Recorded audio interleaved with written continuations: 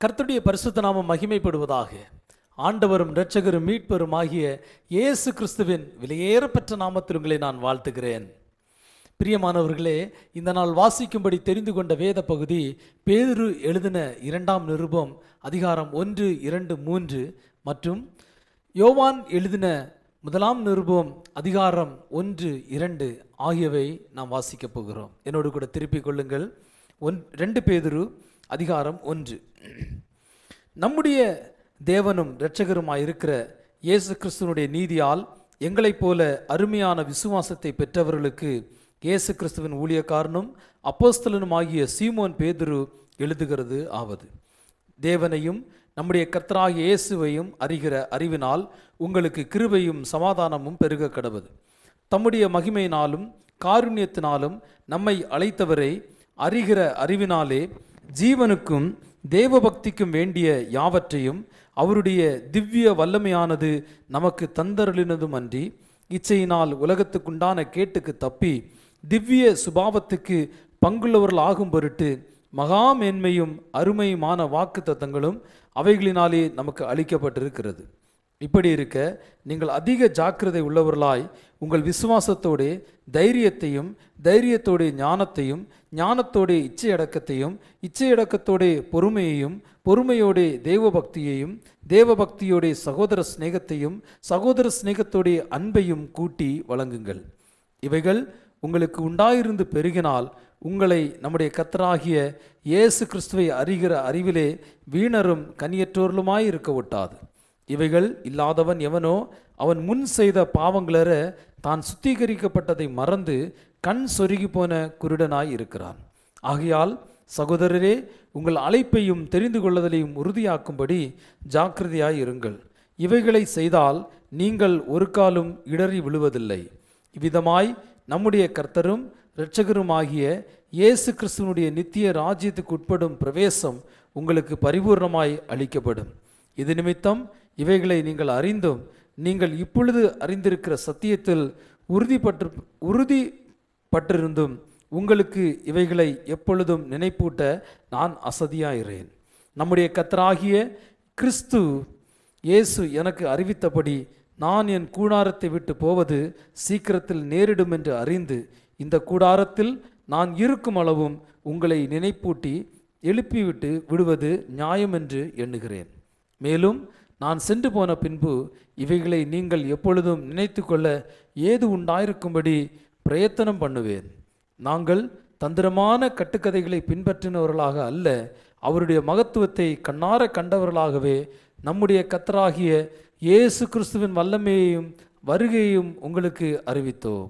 இவர் என்னுடைய நேசகுமாரன், இவரிடத்தில் பிரியமாயிருக்கிறேன் என்று சொல்லுகிற சத்தம் உன்னதமான மகிமையிலிருந்து அவருக்கு உண்டாகி, பிதாவாகிய தேவனால் அவர் கனத்தையும் மகிமையையும் பெற்றபோது அவரோடே கூட நாங்கள் பரிசுத்த பர்வதத்தில் இருக்கையில் வானத்திலிருந்து பிறந்த அந்த சத்தத்தை கேட்டோம். அதிக உறுதியான தீர்க்க தரிசன வசனமும் நமக்கு உண்டு. பொழுது விடிந்து விடிவெள்ளி உங்கள் இருதயங்களில் உதிக்கும் அளவும் இருளுள்ள ஸ்தலத்தில் பிரகாசிக்கிற விளக்கை போன்ற அவ்வசனத்தை கவனித்திருப்பது நலமாயிருக்கும். வேதத்திலுள்ள எந்த தீர்க்க தரிசனமும் சுய தோற்றமான பொருளை உடையதாக இராததென்று நீங்கள் முந்தி அறிய வேண்டியது. தீர்க்க தரிசனமாவது ஒரு காலத்திலும் மனுஷருடைய சித்தத்தினாலே உண்டாகவில்லை. தேவனுடைய பரிசுத்த மனுஷர்கள் பரிசுத்த ஆவியினாலே ஏவப்பட்டு பேசினார்கள். அதிகாரம் 2. கள்ள தீர்க்கதரிசிகளும் ஜனங்களுக்குள்ளே இருந்தார்கள், அப்படியே உங்களுக்குள்ளும் கள்ள போதகர்களும் இருப்பார்கள். அவர்கள் கேட்டுக்கு எதுவான வேத புரட்டுகளை தந்திரமாய் நுழைய பண்ணி தங்களை கிரயத்துக்கு கொண்ட ஆண்டவரை மறுதலித்து தங்களுக்கு தீவிரமான அழிவை வருவித்துக் கொள்வார்கள். அவர்களுடைய கெட்ட நடக்கைகளை அநேகர் பின்பற்றுவார்கள். அவர்கள் நிமித்தம் சத்திய மார்க்கம் தூஷிக்கப்படும். பொருளாசை உடையவர்களாய் தந்திரமான வார்த்தைகளால் உங்களை தங்களுக்கு ஆதாயமாக வசப்படுத்தி கொள்ளுவார்கள். பூர்வ காலம் முதல் அவர்களுக்கு விதிக்கப்பட்ட ஆக்கினை அயர்ந்திராது, அவருடைய அழிவு உறங்காது.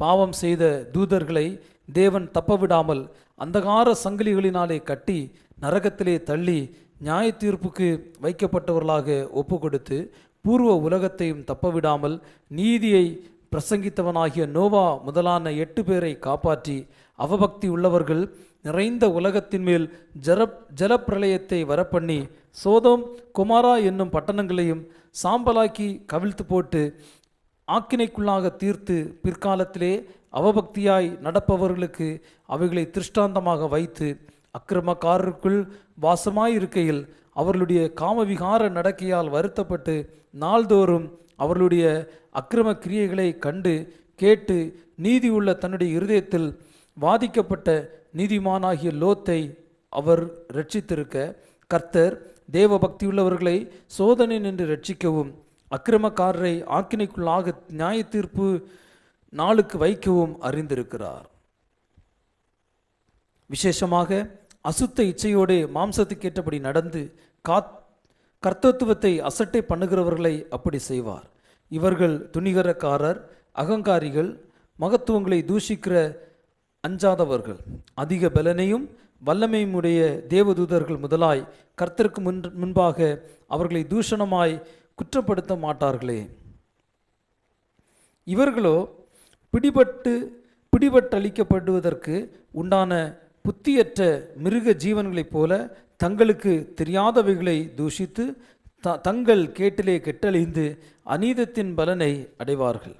இவர்கள் ஒரு நாள் வாழ்வை இன்பம் என்று எண்ணி கரைகளும் லட்சிகளுமாயிருந்து உங்களோடைய விருந்து உண்ணுகையில் தங்கள் வஞ்சனைகளில் உல்லாசமாய் வாழ்கிறவர்கள். உபச்சார மயக்கத்தால் நிறைந்தவர்களும் பாவத்தை விட்டு ஓய்ந்தவைகளுமாயிருக்கிற கண்களை உடையவர்கள் உறுதியில்லாத ஆத்துமாக்களை தந்திரமாய் பிடித்து பொருளாசைகளில் பழகின இருதயத்தை உடைய சாபத்தின் பிள்ளைகள், செம்மையான வழியை விட்டு தப்பி நடந்து பேயோரின் குமாரனாகிய பிலேயாமின் வழியை பின்பற்றி போனவர்கள். அவன் அநீதத்தின் கூலியை விரும்பி தன்னுடைய அக்கிரமத்தின் நிமித்தம் கடிந்து கொள்ளப்பட்டான். பேசாத மிருகம் மனுஷர் பேச்சை பேசி தீர்க்கதரிசியினுடைய மதிகேட்டை தடுத்தது. இவர்கள் தண்ணீர் இல்லாத கிணறுகளும் சுழல் காற்றினால் அடியுண்டோடுகிறவர்களும் மேகங்களுமாய் இருக்கிறார்கள். என்றென்றைக்கும் உள்ள காரிருளே இவர்களுக்கு வைக்கப்பட்டிருக்கிறது. வஞ்சகமாய் நடக்கிறவர்களிடத்திலிருந்து அரிதாய் தப்பினவர்களிடத்தில் இவர்கள் அகந்தியான வீண் வார்த்தைகளை பேசி மாம்ச இச்சைகளினாலும் காம விகாரங்களினாலும் அவர்களை தந்திரமாய் பிடிக்கிறார்கள். தாங்களே கேட்டுக்கு அடிமைகளாய் இருந்தும் அவர்களுக்கு சுயாதீனத்தை வாக்குத்தத்தம் பண்ணுகிறார்கள்.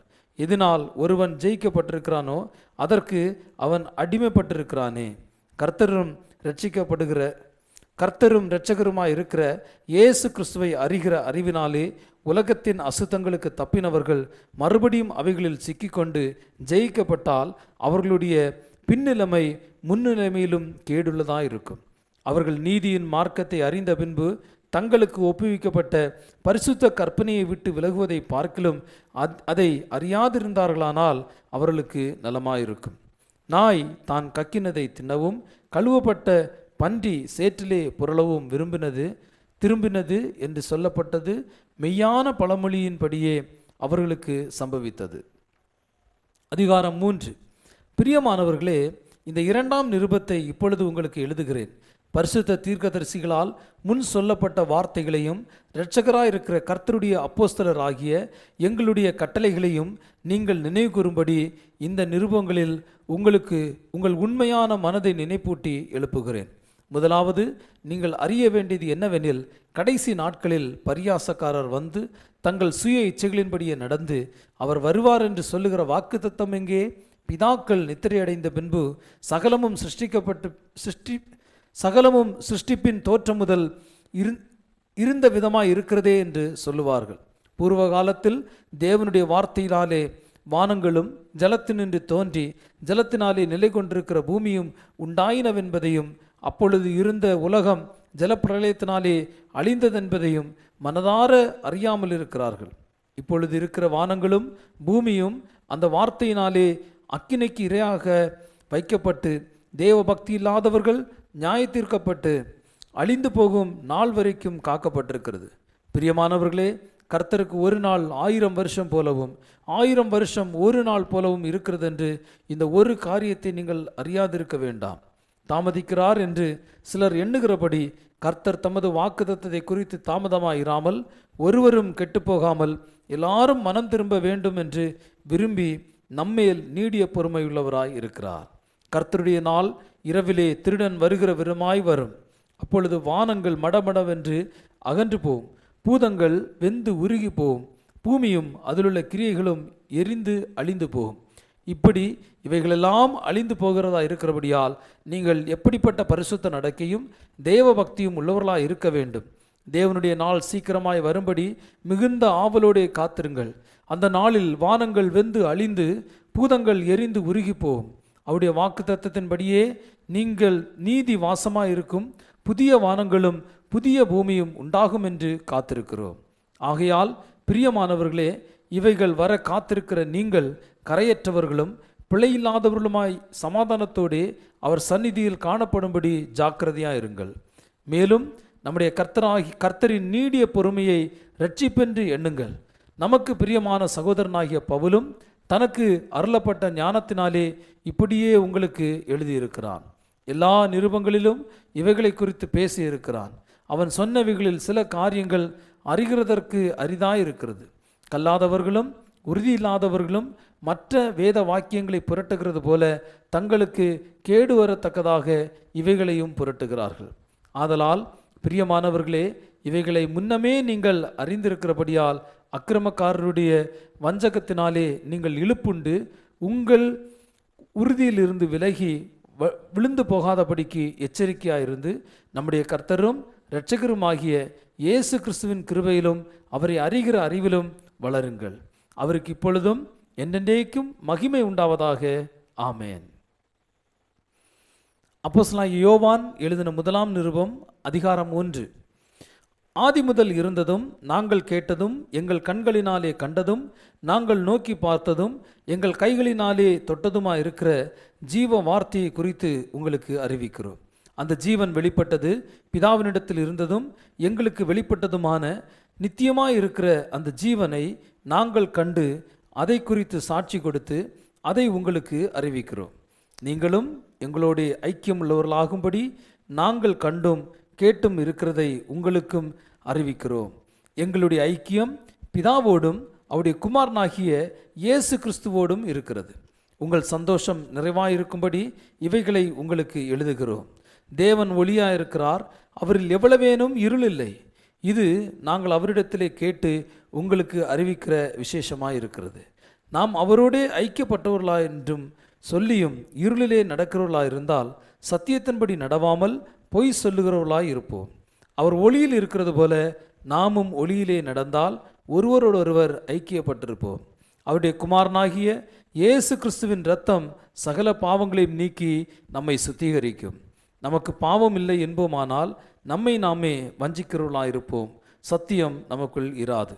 நம்முடைய பாவங்களை நாம் அறிக்கையிட்டால் பாவங்களை நமக்கு மன்னித்து எல்லா அநியாயத்தையும் நீக்கி நம்மை சுத்திகரிப்பதற்கு அவர் உண்மையும் நீதி உள்ளவருமாய் இருக்கிறார். நாம் பாவம் செய்யவில்லை என்போமானால் நாம் அவரை பொய்யராக்குகிறவர்களாய் இருப்போம், அவருடைய வார்த்தை நமக்குள் இராது. என் பிள்ளைகளே, நீங்கள் பாவம் செய்யாத அதிகாரம் 2. என் பிள்ளைகளே, நீங்கள் பாவம் செய்யாதபடிக்கு இவைகளை உங்களுக்கு எழுதுகிறேன். ஒருவன் பாவம் செய்தவனானால் நீதிபரராயிருக்கிற இயேசு கிறிஸ்து நமக்காக பிதாவினிடத்தில் பரிந்து பேசுகிறவராயிருக்கிறார். நம்முடைய பாவங்களை நிவிர்த்தி செய்கிற கிருபாதார பலி அவரே. நம்முடைய பாவங்களை மாத்திரமல்ல, சர்வ லோகத்தின் பாவங்களையும் நிவிர்த்தி செய்கிற பலியாயிருக்கிறார். அவருடைய கற்பனைகளை நாம் கைக்கொள்கிறவர்களானால் அவரை அறிந்திருக்கிறோம் என்பதை அதனால் அறிவோம்.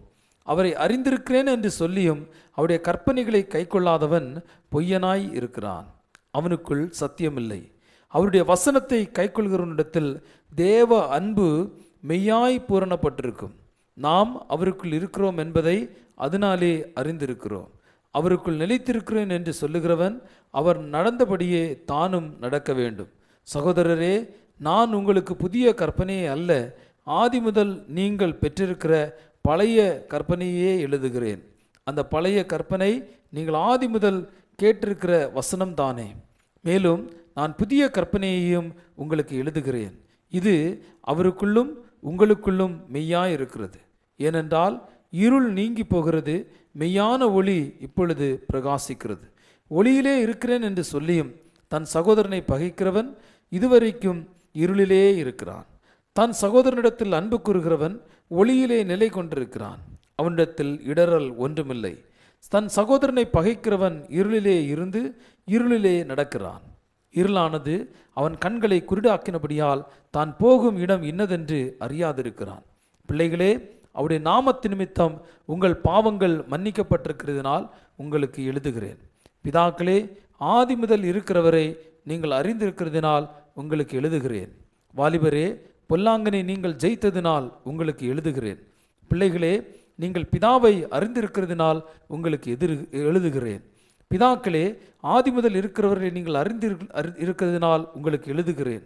வாலிபரே, நீங்கள் பலவான்களாய் இருக்கிறதுனாலும் தேவ வசனம் உங்களில் நிலைத்திருக்கிறதுனாலும் நீங்கள் பொல்லாங்கனை ஜெயித்ததினாலும் உங்களுக்கு எழுதுகிறேன்.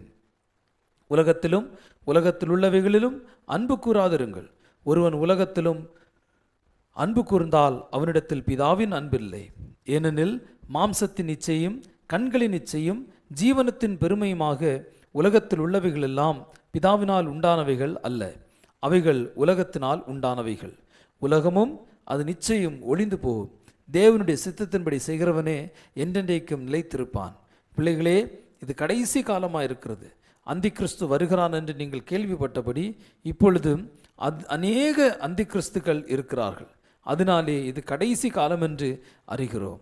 அவர்கள் நம்மை விட்டு பிரிந்து போனார்கள், ஆகிலும் அவர்கள் நம்முடையவர்களாய் இருக்கவில்லை. நம்முடையவர்களாய் இருந்தார்களானால் நம்முடனே நிலைத்திருப்பார்களே. எல்லாரும் நம்முடையவர்கள் அல்லவென்று வெளியாகும்படிக்கு பிரிந்து போனார்கள். நீங்கள் பரிசுத்தராலே அபிஷேகம் பெற்று சகலத்தையும் அறிந்திருக்கிறீர்கள். சத்தியத்தை நீங்கள் அறியாததினால் அல்ல, நீங்கள் சத்தியத்தை அறிந்திருக்கிறதுனாலும் சத்தியத்தினால் ஒரு பொய்யும் உண்டாயிராதது என்பதை நீங்கள் அறிந்திருக்கிறதுனாலும் உங்களுக்கு எழுதுகிறேன்.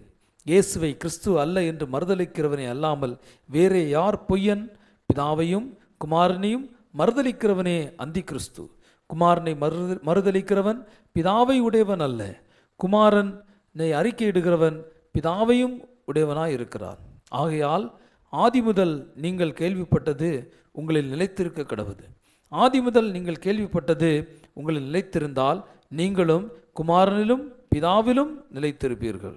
நித்திய ஜீவனை அளிப்பேன் என்பதே அவர் நமக்கு செய்த வாக்குத்தத்தம். உங்களை வஞ்சிக்கிறவர்களை குறித்து இவைகளை உங்களுக்கு எழுதியிருக்கிறேன். நீங்கள் அவராலே பெற்ற அபிஷேகம் உங்களில் நிலைத்திருக்கிறது. ஒருவரும் உங்களுக்கு போதிக்க வேண்டுவதில்லை. அந்த அபிஷேகம் சகலத்தையும் குறித்து உங்களுக்கு போதிக்கிறது. அது சத்தியமாக இருக்கிறது, பொய்யல்ல. அது உங்களுக்கு போதித்தபடியே அவர்கள் நிலைத்திருப்பீர்களாக. இப்படி இருக்க பிள்ளைகளே, அவர் வெளிப்படும் போது நாம் அவர் வருகையில் அவருக்கு முன்பாக வெட்கப்பட்டு போகாமல் தைரியமுள்ளவர்களாய் இருக்கும்படிக்கு அவரில் நிலைத்திருங்கள். அவர் நீதி உள்ளவராய் இருக்கிறார் என்று உங்களுக்கு தெரிந்திருப்பதினால் நீதியை செய்கிறவன் எவனும் அவரில் பிறந்தவன் என்று அறிந்திருக்கிறீர்கள். இத்துடன் இந்த நாள் வாசிக்க வேண்டிய வேத பகுதி வாசித்து நிறைவடைந்து விட்டது. மீண்டும் உங்களை அடுத்த நிகழ்ச்சி நான் சந்திக்கிறேன்.